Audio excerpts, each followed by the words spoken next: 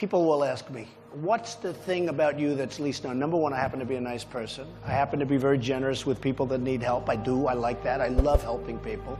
And also, I'm very honorable. I think things I say are somewhat controversial, but they're always true.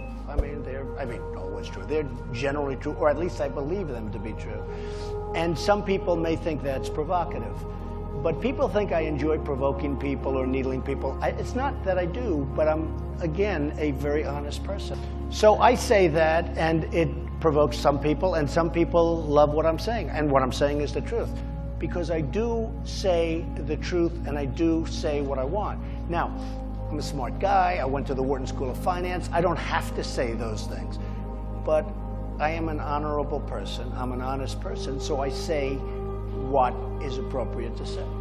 In other words, I'm not a good liar. Politically, that may be a huge disadvantage for me because I say what I want and I say what's true. If you have a country, you have to have a border. So if somebody wants to come in through the legal channels, that's fine. But you can't just walk across and say, okay, good, everybody's a citizen. Yeah. You come from India, you come from China, you come from anywhere. You go to Harvard, you go to Wharton, number one in the class, you graduate, they throw you out of the country. You go back to China, and you beat the brains out of the people in the United States. In that case, I'm all for staying. You know, when you have education, when you're educated in our country, and you're a wonderful student, I think those people should be allowed to stay. These people were serious about making sure everything was perfect. I respected that. I told my people, I respect what they're doing. I think it's great. Some of the people that we're getting in the United States are people you don't want.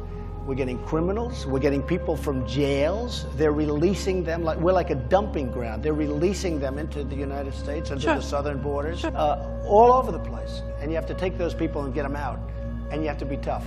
And we're not tough about it. And I don't know, is it that we're not tough, or are they just incompetent? Because I have a feeling there's a lot of incompetence beyond toughness. I think, you know, experience is just a wonderful thing. Learning from experience is a wonderful thing. If you can learn from other people's experience, that's even better, though. If you see other people making mistakes, learn from it. You don't have to make those mistakes yourself. But let me just tell you, what I would do when my children, when they were very young, from the time they could speak, no drugs, I would tell them. No drugs, no alcohol, no cigarettes.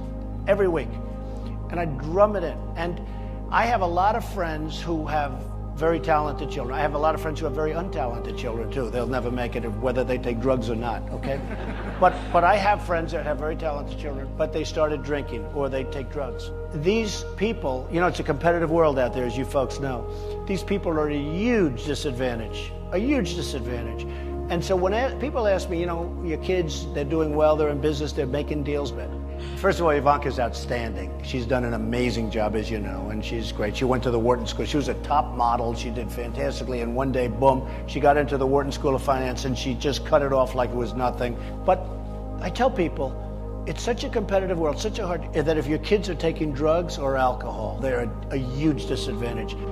I get paid a lot of money to make speeches, and I give the money to charities, and I'm happy about it and all this. But one of the words I've added over the last couple of years was pressure.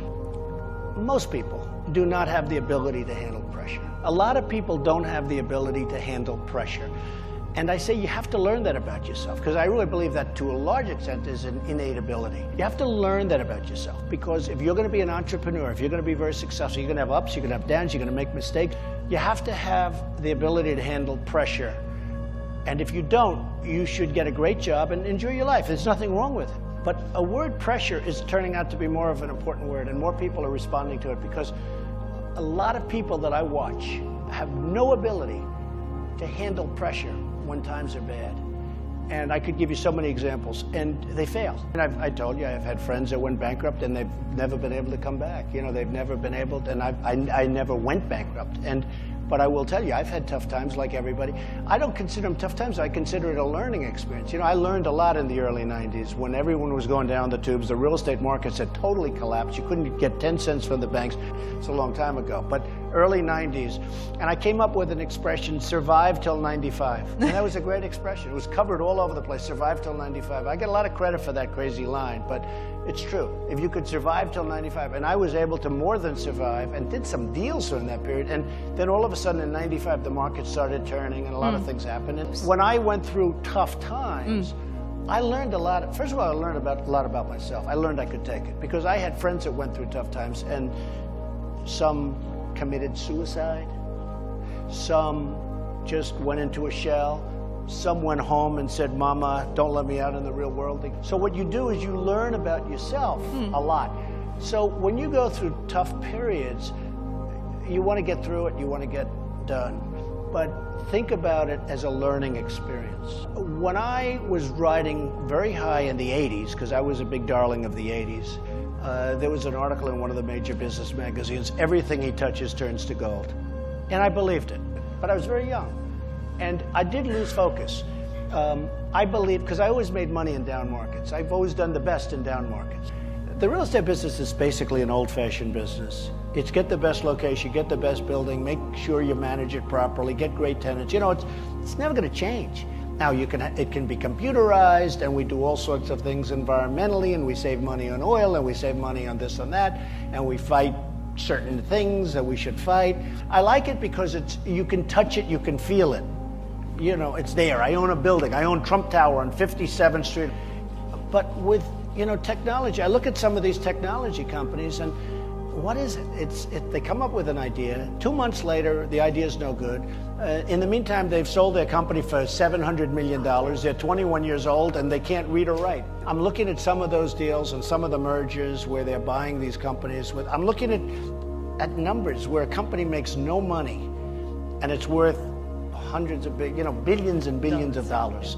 And it makes no money, and it has no prospect to make any money, but they value it highly. Now, who knows? I like real estate. When I went to school, 2 people. One was really smart, the other one was not so smart. The not so smart one went to work for a big oil company. The really smart one went to work for an airline. Well, let me tell you, the not so smart one is a very rich man today and does very well and heads up a company and he makes money. And the guy running the airline it's tough, but he was smarter. He was smarter, he was tougher, he had everything. He even looked better. Not that that matters. He had everything. He failed, and the other guy's a big success. Look, I could give you the stock answer. You got to love what you do, all that stuff. Okay, But one of the answers is, and that I think is very important, is, and especially as an entrepreneur, you have to pick a business that works, because there are some businesses that are very tough.